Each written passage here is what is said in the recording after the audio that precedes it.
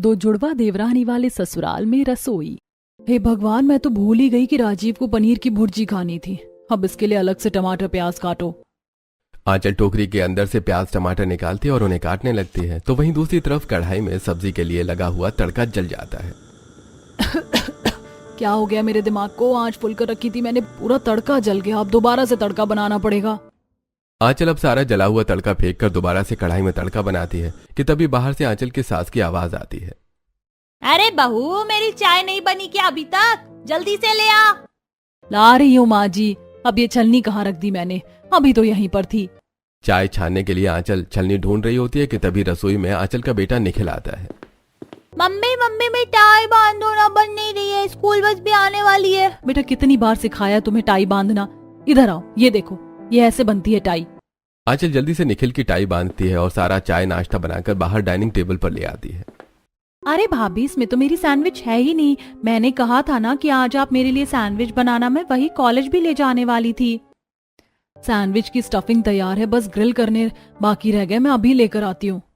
आंचल अब जल्दी से किचन में आती है और सैंडविच बनाने लगती है। तभी आंचल के कमरे से उसे अपने 6 महीने की बेटी के रोने की आवाज आती है। अब जल्दी से आंचल भागी भागी कमरे में जाती है और अपनी बेटी को गोद में उठाकर, अल्ले अल्ले अल्ले, क्या हुआ मेरी बिटिया रानी को? क्यों रो रही है वो? ऐसे नहीं रोते। क्या हुआ, भूख लगी है? अभी मम्मी आपको दूध पिलाएगी। आंचल अपनी बेटी को दूध पिलाकर शांत करती है। सुबह सुबह की इस भाग दौड़ के चक्कर में आंचल ने एक घूंट चाय भी नहीं पी होती है। सभी को स्कूल कॉलेज ऑफिस भेजने के बाद अब आंचल सुकून से 2 पल बैठती है, तो वहीं संगीता आंचल के लिए चाय लेकर आती है, जिसे देखकर, अरे माँ जी, आप क्यों ले आई ये?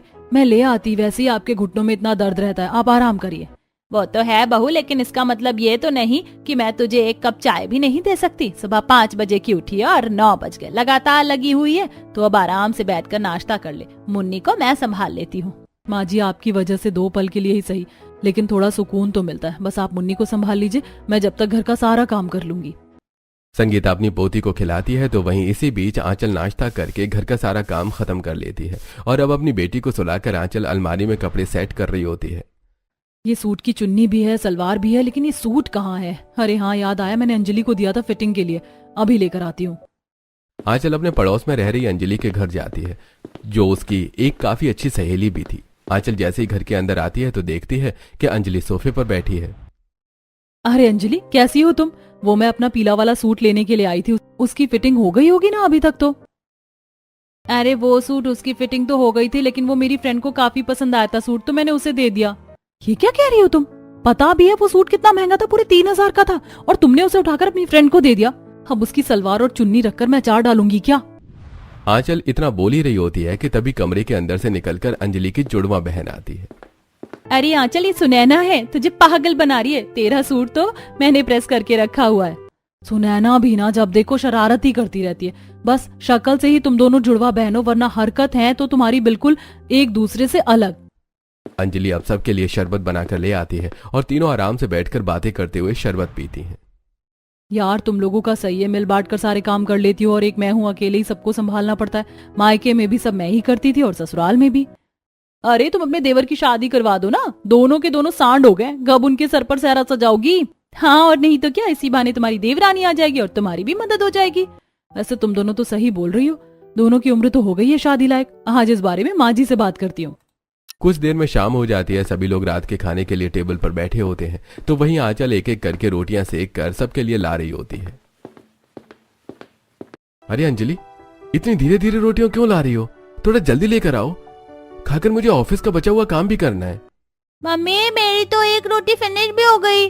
क्या करूँ, अकेली हूँ, टाइम तो लगेगा ना खाना देने में। कोई है जो मेरी मदद करवा सके? माँ जी, अब बस बहुत हो गया। मैंने तो सोच लिया है कि मैं अपने दोनों देवर की शादी करवाऊंगी। देवरानी आएगी तो कम से कम थोड़ा आराम तो मिलेगा मुझे। भला हमारी कोई उम्र है शादी करने की? हम तो इतनी जल्दी शादी नहीं करने वाले। क्या तुम लोगों को सलमान खान बनना है? शक्ल देखी है दोनों ने। तुम्हें कोई मिल जाए तो बड़ी बात है। बहू चिंता मत कर, मैंने बात कर रखी है 2 लोगों से। इस साल इनमें से किसी एक की तो होगी ही।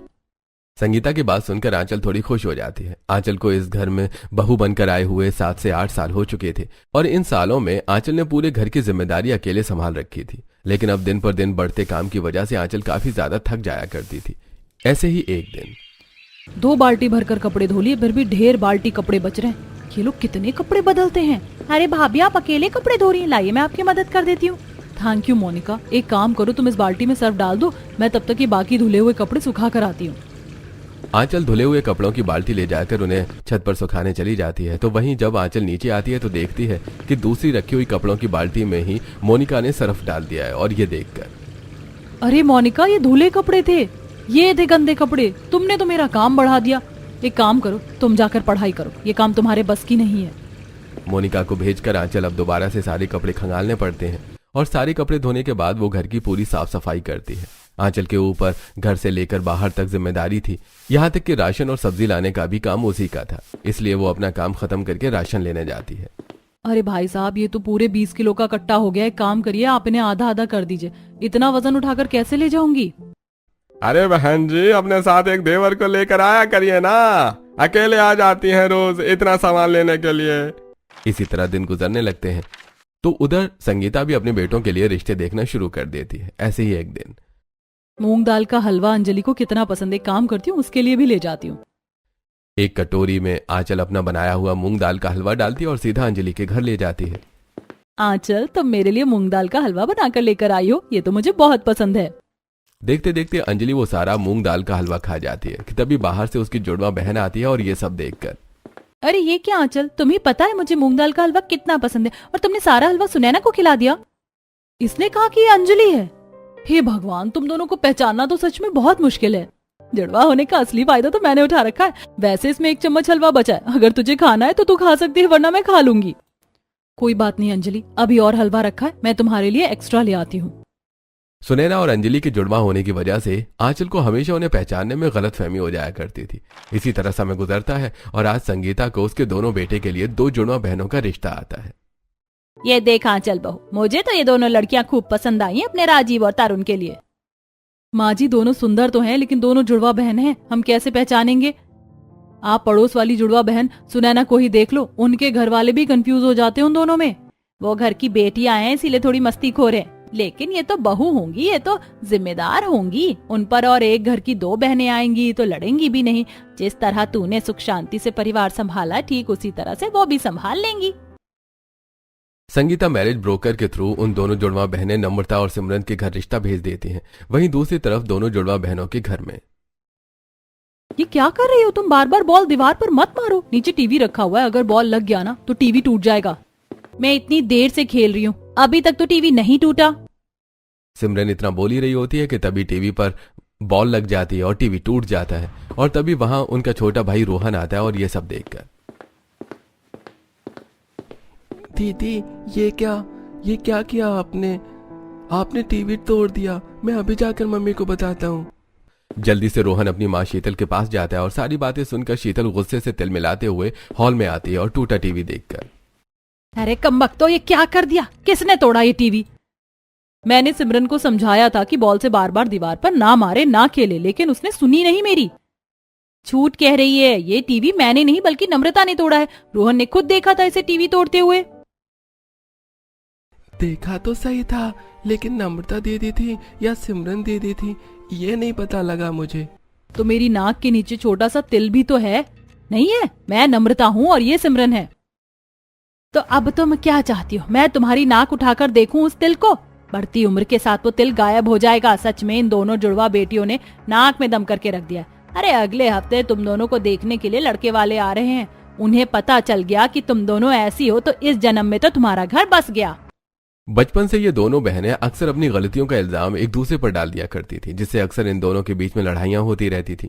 ऐसे कुछ दिन गुजरते हैं और आज इन दोनों बहनों को देखने के लिए संगीता अपने परिवार के साथ आने वाली होती है। आज के दिन भी तुम दोनों ने बिल्कुल एक से कपड़े पहनने थे। खैर छोड़ो, उन लोगों के सामने कोई हरकत मत कर देना, वरना रिश्ता होने से पहले ही टूट जाएगा। अब शीतल दोनों बेटियों को रसोई में ले जाती है तो वहीं थोड़ी देर में संगीता अपने परिवार वालों के साथ आती है। जाओ, ये चाय की ट्रे और नमकीन वगैरह बाहर लेकर चले जाओ और अच्छे से चलना, कमर मटकाना शुरू मत कर देना उधर। माँ, सबसे पहले मैं जाऊंगी क्योंकि मैं बड़ी हूँ, ये मेरे पीछे पीछे आएगी। अरे 2 मिनट का भी बड़ा कोई बड़ा होता है क्या? सबसे पहले तो मैं ही जाऊंगी। तुम दोनों को इसमें भी लड़ना शुरू हो गया? दोनों एक साथ नहीं जा सकती क्या? दोनों बहनें एक दूसरे से मुंह बनाकर अब जैसे ही साथ में चाय नमकीन लेकर बाहर आती हैं तो संगीता का पूरा परिवार उन्हें देखकर हैरान हो जाता है। बहन जी, हमें पता है कि अपनी दोनों बेटियां जुड़वा हैं, लेकिन ये तो बिल्कुल हूबहू एक जैसी दिखती हैं, कपड़े भी एक जैसे। अब क्या ही करें, ये तो बस भगवान की कृपा है। कभी कभी तो हमें नहीं पता चलता कि सिमरन कौन है, नम्रता कौन है। तुम दोनों को देखकर तो मुझे हमारे मोहल्ले की वो जुड़वा बहनें याद आ गई, वो भी बिल्कुल तुम दोनों की तरह ही हैं। और अब दोनों परिवार बैठकर आपस में बात करते हैं और अब सभी को रिश्ता मंजूर होता है। इसी तरह दिन गुजरते हैं और दोनों जुड़वा बहनों की शादी राजीव और तरुण से हो जाती है और अब आंचल की दोनों जुड़वा देवरानियां ससुराल आ जाती हैं। अरे मोरी मैया, ये दोनों तो बिल्कुल एक जैसी हैं। हमारे मोहल्ले में तो एक ही जुड़वा बहनें थी, अब 2 जुड़वा बहनों का जोड़ा आ गया। मोहल्ले वाले भी उन्हें देखकर काफी हैरान होते हैं। इसी तरह वक्त गुजरता है और आज इन दोनों जुड़वा बहनों की उनके ससुराल में पहली रसोई की रस्म होती है। पता है, मैं कब से इस दिन का इंतजार कर रही थी कि जब मेरी देवरानियां रसोई में खाना बनाए। वैसे तुम दोनों को खाना बनाना तो आता है ना? हाँ, ये तो अच्छा है, लेकिन जरूरत हो तो मुझे आवाज दे देना, मैं तब तक मुन्नी को दूध पिला देती हूँ। और हाँ, आज तुम्हारी पहली रसोई का खाना खाने के लिए कुछ मेहमान भी आ रहे हैं, तो कोशिश करना कि सारा खाना अच्छा बने। अपनी दोनों देवरानियों को रसोई के बारे में सब समझाकर आंचल अब बाहर आ जाती है तो वहीं दोनों जुड़वा बहनें एक दूसरे को देखकर, एक काम कर, तू सब्जी काट ले और आटा गूंथ ले, तब तक खीर के लिए दूध उबाल लेती हूँ मैं। अच्छा जी, मतलब मैं सब्जी काटूं और आटा भी गूंथूं और तू बस खड़े खड़े दूध देखती रहे। चुपचाप से तू सब्जी काट, आटा मैं गूंथ लेती हूँ। ये अब हमारा मायका नहीं है, ससुराल है, कम से कम यहाँ पर तो मेरी बात मान ले। ये तो ससुराल है, अगर मैं तेरे साथ नर्क में भी पहुँच गई ना तो वहाँ पर भी घंटा तेरी कुछ सुनूंगी। एक दूसरे से काफी देर बहस करने के बाद अब दोनों जुड़वा बहनें काम करने लगती हैं। एक तरफ नम्रता दूध गर्म कर रही होती है तो दूसरी तरफ सिमरन सब्जी काटकर तड़का लगा देती है। तभी नम्रता देखती है कि पतीले में उबल रहा दूध अचानक से फट गया है। हे भगवान, ये दूध कैसे फट गया? पूरे 2 किलो दूध था, अब क्या करूं मैं? नम्रता इतना बोल ही रही होती है कि तभी उसकी नजर सिमरन की तरफ जाती है। सिमरन ने प्लेट में नींबू काट रखे हैं। ये देखकर नम्रता गुस्से से, अरे पागल औरत, ये क्या किया तूने? मुझे परेशान करने के चक्कर में दूध में नींबू डाल दिया। अरे इस दूध की खीर बननी थी, अब इस फटे दूध का क्या पनीर बनाऊं?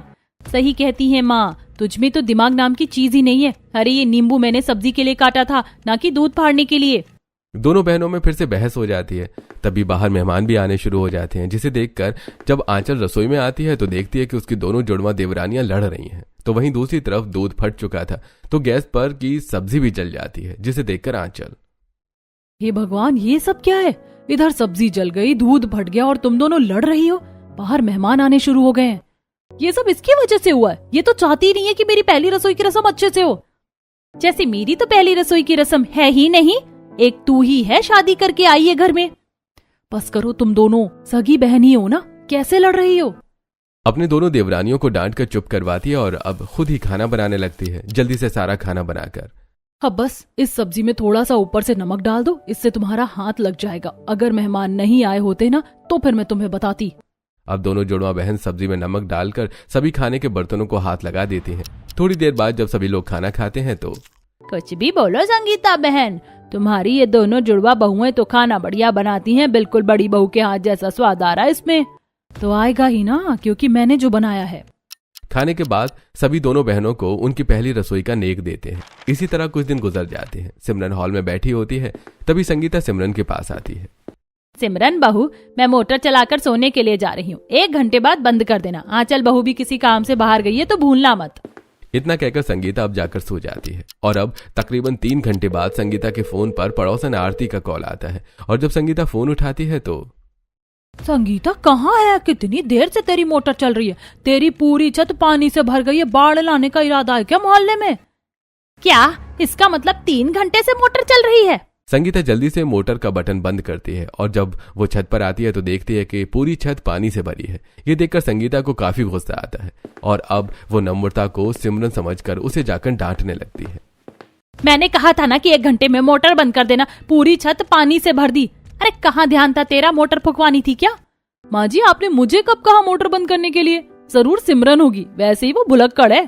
हे भगवान, इन जुड़वाओं के चक्कर में कहीं मैं पागल ना हो जाऊं। ऐसी समय गुजरता है और एक दिन, आज तो मेरी बीवी क्या कमाल लग रही है, मन कर रहा है कसकर एक हक कर लूं। बाहर से आया तरुण कपड़े तय बना रही सिमरन को हक कर लेता है। ये देखकर सिमरन तरुण को एक जोरदार धक्का देती है, जिससे वो सीधा नीचे गिरता है। अरे सिमरन क्या हुआ, इतनी तेज धक्का क्यों मारा? हे भगवान, आप ठीक तो हैं? नम्रता, ये क्या किया तुमने? अपने पति को समझा लो, पीछे से हक कर रहे थे मुझे। धक्का नहीं मारती तो और क्या करती? अच्छा तो तुम नम्रता हो? अरे मुझे लगा सिमरन हो। एक तो तुम दोनों बहनें कपड़े भी तो एक जैसे पहनती हो, अब इसमें मेरी क्या गलती है? बेचारा तरुण लड़खड़ाते हुए उठता है और बाहर चला जाता है। नम्रता और सिमरन के जुड़वापन की वजह से उनके ससुराल वाले भी परेशान होने लगे थे। ऐसे ही एक दिन निखिल को फाफड़ा कितना पसंद है। आज जब वो स्कूल से आकर देखेगा कि फाफड़ा बना है तो कितना खुश हो जाएगा। अरे वाह भाभी, आप फाफड़ा बना रही है। पता है मुझे फाफड़ा बहुत पसंद है। अपने कॉलेज टाइम पर मैंने काफी बनाया है फाफड़ा। मैं भी आपकी मदद करूं और साथ में जलेबी भी बना लेते हैं। यह सही रहेगा। चलो तो फिर जलेबी की तैयारी करो, मैं फाफड़ा बना लेती हूँ।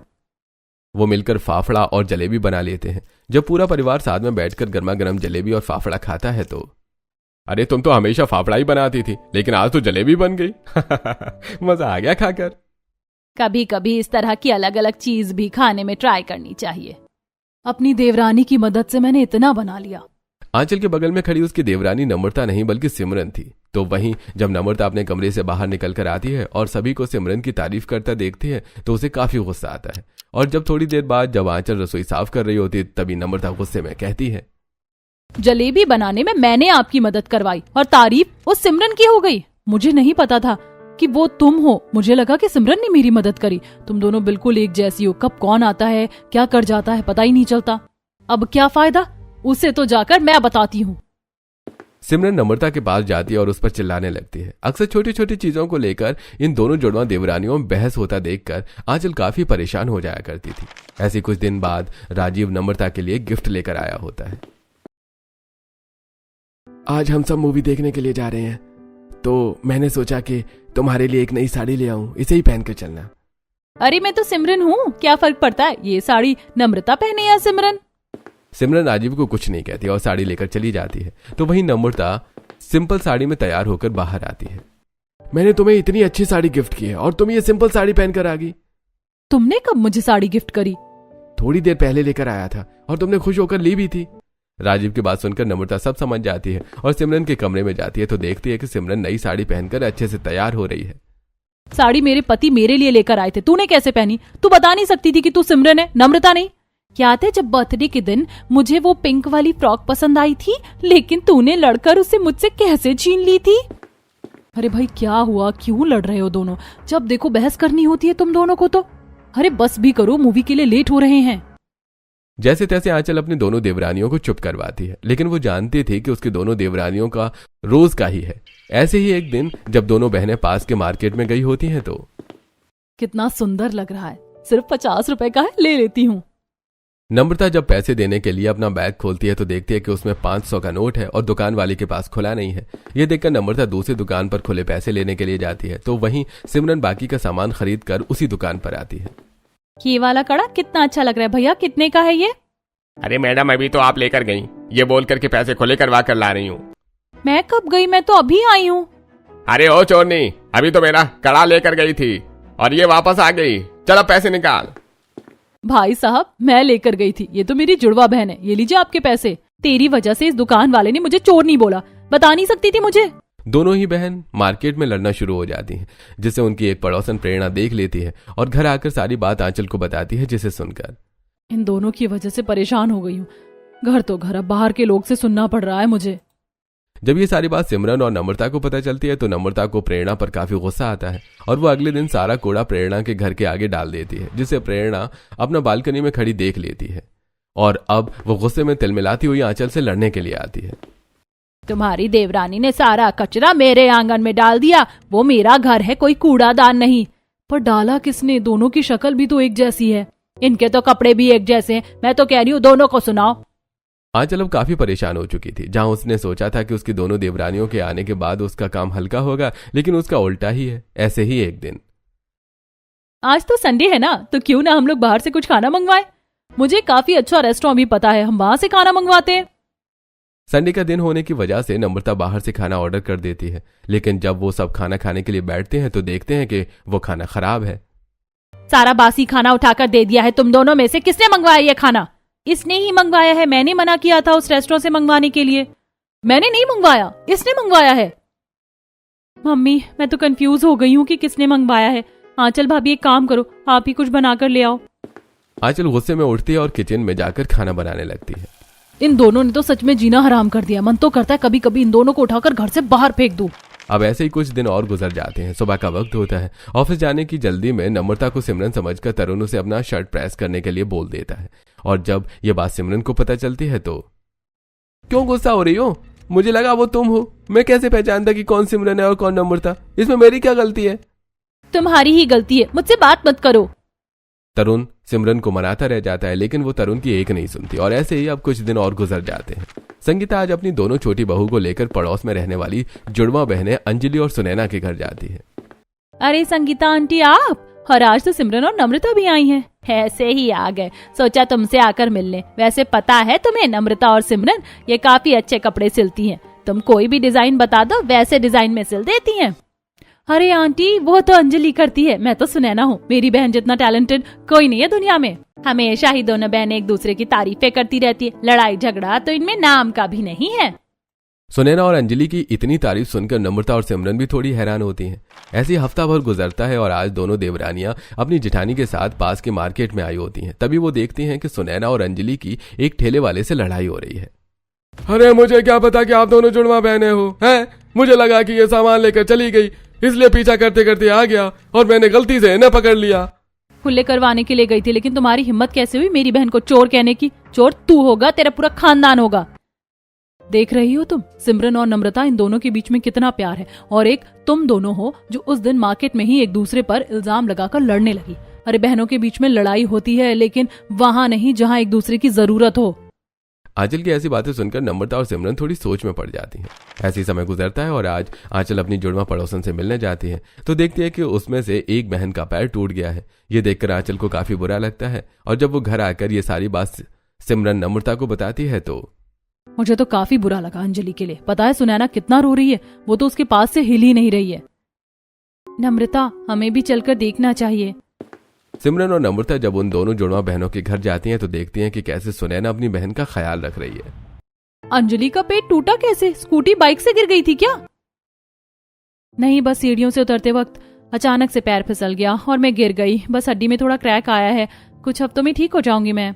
अब दवाई खा ले और थोड़ी देर आराम कर ले, डॉक्टर ने बेड रेस्ट के लिए बोला है। दोनों बहनों के बीच में इतना प्यार देखकर सिमरन और नम्रता को काफी अच्छा लगता है।